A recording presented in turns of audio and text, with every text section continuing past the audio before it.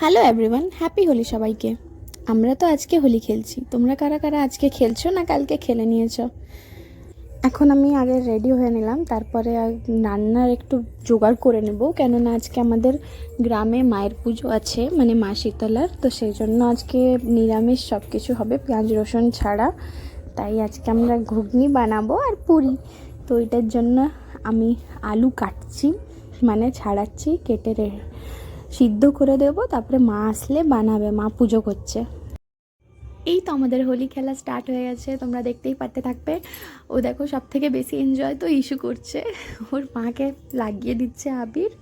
তারপরে আমরা কিছু ভিডিও করে নিচ্ছি, কিছু ফটো তুললাম। আর হ্যাঁ, তারপরে আবার ও সামনে মাম্মি দিদি ওরা সবাই চলে এসেছিলো। তো ওটা মানে ওটা লাগানো টাগানো সব হচ্ছে।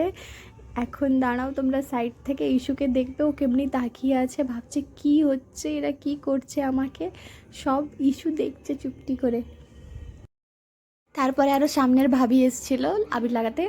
তো ভাবির সঙ্গেও একটা ভিডিও করলাম। আমি ভাবিকে বলছি, তোমার এখন ঘুমটাটা কে দেখবে।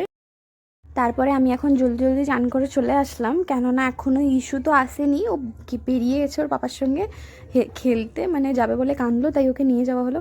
ও গেছে, ও আসলে আবার ওকে চান করাতে হবে, তাই আমি জলদি জলদি আমার কাজ শেষ করে দিয়ে আসলাম। ও কখন আসে কে জানে।